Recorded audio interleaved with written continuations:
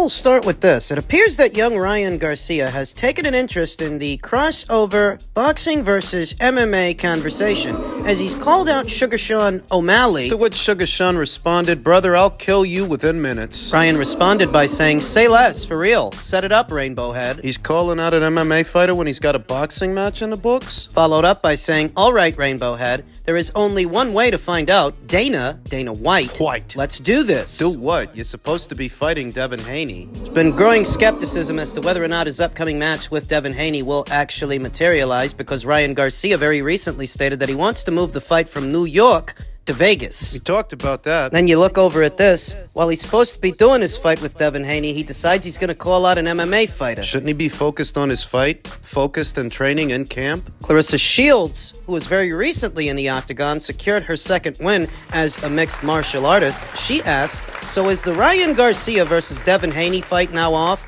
Why is Ryan calling out Sean O'Malley for a fight in the UFC?" To which Ryan responded, "Nah, it's on. Don't worry." What the fuck's this guy doing? One way to interpret what he's doing is sowing seeds for the future. Whether or not he actually has the fight with Devin or he withdraws for some reason, any reason, it appears to me that if he's calling Sean O'Malley out now, it's because he's sowing seeds for the future. Something he might do down the line. Ryan, as a fighter, he's got some tools. He's got height, length, speed, power. But not discipline. Why do you think that whenever it's time to schedule a fight for this kid, it turns into a circus? This has been going on for years, as far back as 2019, if my memory serves me. It always turns into a soap opera when it's time for him to fight. At his young age, he's already had three star trainers. Eddie Reynoso, Joe Goosen, now Derek James, accenting the instability in his career and his instability as an athlete, as a boxer. I don't think he's long for the sport of boxing. I don't think he's going to have a long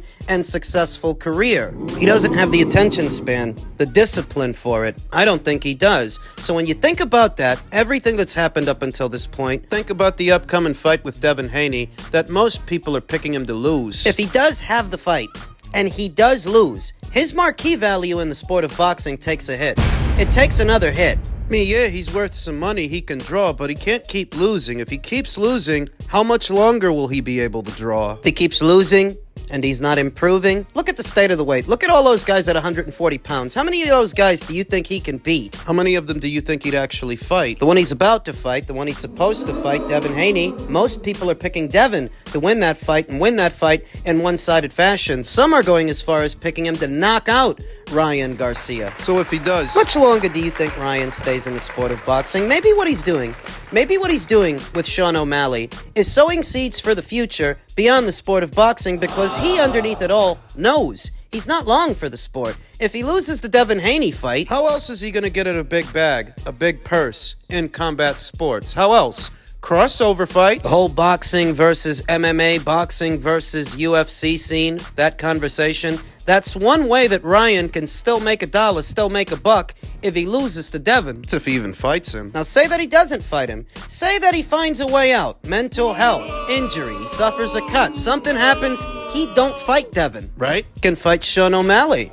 Maybe what he tells himself is that I'd get more money fighting Sean O'Malley, an MMA guy, than I'd get fighting Devin. That doesn't make it a foolproof plan, because it's my understanding that Sean O'Malley is still contracted to Dana White, is still contracted to the UFC. And so long as he is, I don't think he has the kind of autonomy to have a crossover boxing match with Ryan Garcia, because I don't think Ryan wants to go into the octagon. He's got enough trouble with guys in the boxing ring. But that covers both scenarios. Why would Ryan Garcia be calling out an MMA fighter when he's supposed to be fighting Devin? This covers both scenarios. Whether he does fight Devin or he doesn't fight Devin, if he's calling out Sean O'Malley, the short answer is he may be sowing seeds for the future, whether he fights Devin or not. Nothing would surprise me. I believe it's more about what Rick was saying. There's no money for a guarantee. And because there's no money for a guarantee, they're putting this, social media pressure on Canelo. I don't think even PBC wants to take chances anymore. They felt lucky to have done the 650,000 pay-per-view buys that Jermell and Canelo have done. I don't think they're insane enough to go back to the same Charlo well. So this could be a little bit of pressure on the Al Heyman side to to help Canelo make his decision. This isn't bad news, to be honest, man. After the Jaime Munguia fight with Ryder, a lot of us, we wanted this fight. A lot of us thought, okay, it might be a fun fight with Jaime. Jaime's name has been popping up more and more as a potential opponent for Canelo. Now he's at the forefront because he was able to do something that the Mexican Monster wasn't able to do, which is obviously knock out a common Canelo opponent. So much talk about Jermall Charlo, so much talk about Jaime Munguia being Canelo Alvarez's next opponent, so much talk about Edgar Berlanga's name being thrown into the mix as a result of yesterday's fight, yesterday's contest. So much talk, when the guy who people really want to see Canelo Alvarez fight isn't really one of them. It's David Benavidez. Former champion Chris Algieri recently talked about that. He believes that Canelo doesn't want the fight with David if it doesn't happen this year. He's giving him that deadline. Before all this stuff started, what's dominating the conversation right now, I figured that if Canelo is going to fight David Benavidez, it's not going to be in May. It's going to be after that. It's going to be in September. What's everybody getting all wound up about? Boxing fans are a petulant bunch. They're impatient. And perhaps Team Benavidez are growing impatient as well because he can't make that wait forever. Hence the move upstairs to 175. Chris Algieri said, if he does not fight him this year in September, that means he doesn't want the fight.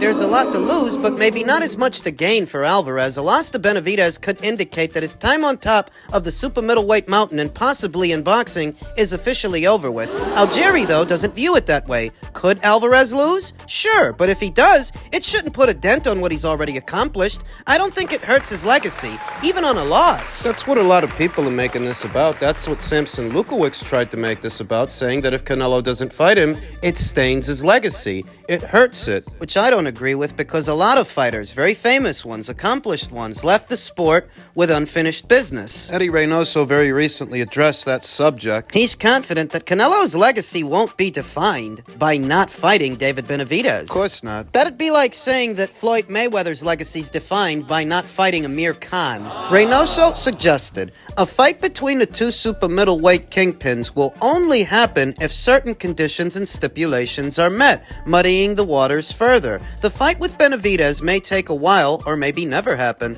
but it depends on many things. There were fights that never took place, that of Lennox Lewis with Riddick Bowe, that of Julio Cesar Chavez with Terry Norris, that of Eric Morales with Juan Manuel Marquez, and none of them stopped going to the Hall of Fame because of that. Yeah, people are exaggerating. It's near impossible at this point in the juncture to have a level-headed conversation about what might actually be going on here. It's easier to just run with whatever narrative is out there. For the simpletons. Like I said, I never thought that Canelo versus Benavidez was going to be next. I expected that fight would happen in May, if it were to happen. And there was no reason to believe that Canelo versus Benavidez was going to be next anyway. No reason per reports. So if everybody's all of a sudden getting wound up over this, it's because Samson Lukowicz and Team Benavidez are the ones winding them up. Making claims about offering Canelo Alvarez 55 and 60 million, then announcing that David would be moving up in weight up to 175. What the collective are doing, the collective of Canelo Alvarez's critics, are simply throwing their toys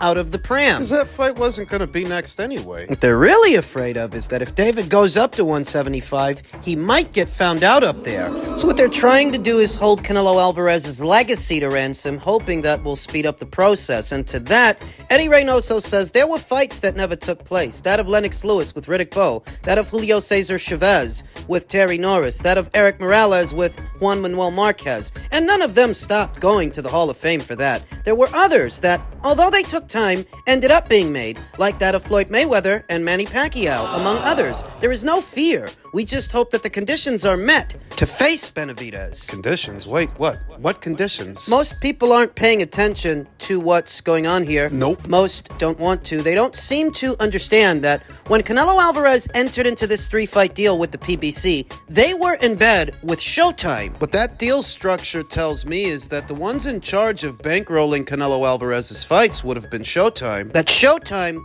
would have been where the money was coming from, but now Showtime is gone. Showtime is out of boxing, and they're in bed with Amazon. Okay. The deal structure with Amazon is not akin to the deal structure with Showtime. That's not the same thing. Showtime made a financial commitment to the PBC, whereas Amazon don't seem to be doing that. So if Canelo Alvarez enters into a deal with the PBC last year, and Showtime is supposed to be the ones paying for his shows, then Showtime leaves the sport of boxing and the PBC jumps into bed with Amazon. right? That doesn't mean that Amazon took on the PBC's debt. That doesn't necessarily mean that Amazon made the same commitment to pay Canelo Alvarez that Showtime made to pay Canelo Alvarez. At minimum, you have to acknowledge that the situation has changed. So when the rumor is that the PBC don't want to guarantee Canelo Alvarez 35 mil for a Charlo fight, but they're willing to guarantee him that for a Munguia fight, What does that tell you? what that tells me is they don't have the money. They don't have the money to honor the deal. How's that? Well, how could the guarantee that you're supposed to give him be contingent upon him fighting a fighter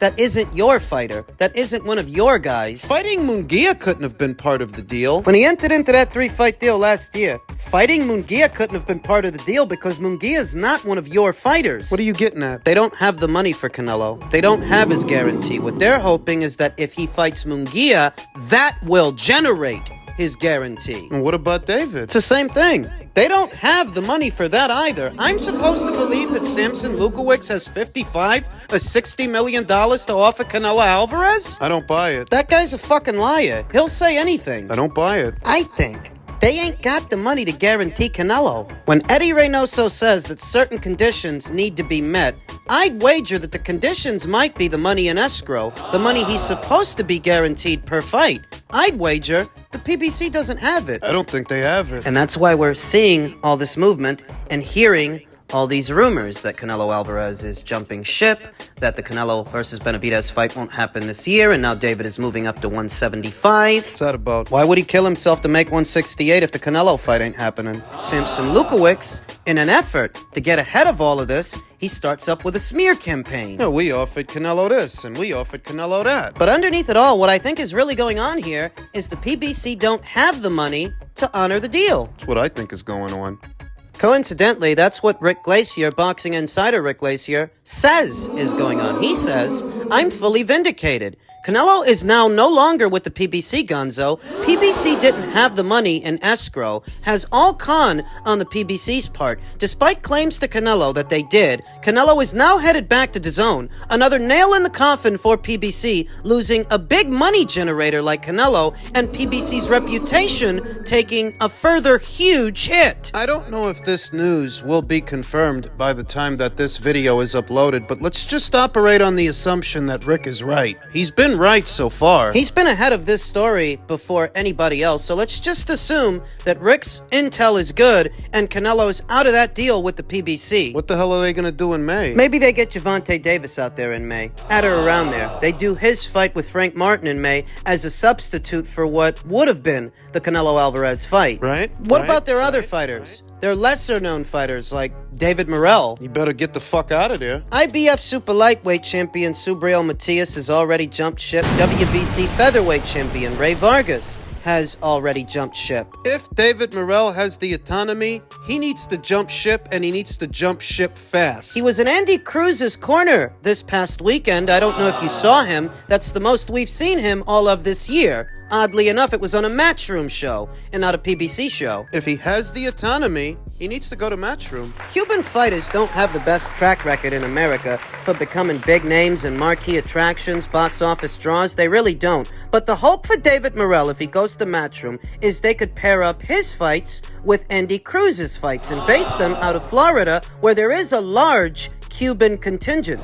Try and cater to that crowd. See if you can't build a grassroots following. Build on it. That's assuming that David Morrell has the autonomy to jump ship, and I hope that he does, because it would be an awful waste of talent if he had to stay at the PBC, given the condition that they're in, their dire financial situation.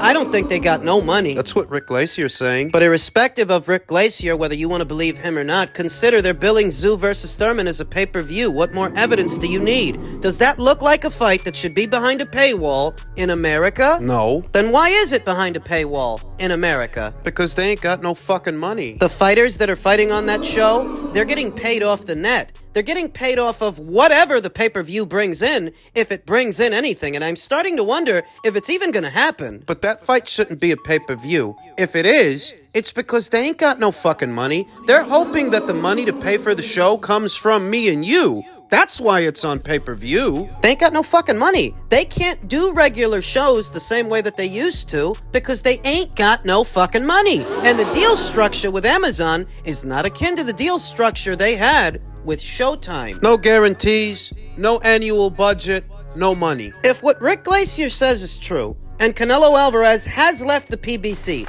and he's on the eve of announcing that news, what does it say when the biggest name in the sport, at least in this market, at least in this country, the top earner... It was supposed to be a 3-fight deal. What does it say if he leaves only 1 fight into the deal? If tomorrow news breaks that Canelo Alvarez has officially left the PBC, what does it communicate about their situation if he ends up leaving only 1 fight into the deal? And what the hell is their schedule gonna look like without him? It was originally thought that 2 of the 12 to 14 shows they're supposed to be doing on Amazon, that at least 2 of them would be Canelo Alvarez's next 2 fights. If you don't have him anymore... What are you gonna do? More Benavidez pay-per-views? Is that what you're supposed to substitute his absence with? What's he gonna do? I think the best thing that he can do is have that Vajdik fight, if they can actually get it over the line. Have the Vajdik fight, win the Vajdik fight, become WBC interim champion, and see if you can't fight the winner of Bivol versus Better Beef in Saudi. Because it's the Saudis paying for that show. It's the Saudis that put that together. If you become interim champion, see if you can't get some of that Saudi money. PBC ain't got no fucking money. Win the Vajdik fight, become WBC interim champion, and see if you can't fly out to Saudi to get some of that money for yourself. Challenge the winner of Better Beef versus Bivol. There you go. They say where there's smoke, there's fire. And this many rumors haven't been circulating this long because it's all sunshine and rainbows over there at the PBC. Everybody thought that when they jumped into bed with Amazon, they found salvation with no regard for the deal structure. Little by little, you started seeing they're not operating at the same capacity. They ain't got the same resources. If you lose Canelo Alvarez, you lose your ace in the hole. That was your best bet to generate some successful pay-per-views. That was your best bet to make a dent over there at Amazon. Without him... I don't know, man. Let's not put the cart before the horse. Let's see if when tomorrow gets here, this rumor won't be confirmed. Let's see if Canelo Alvarez really left the PBC.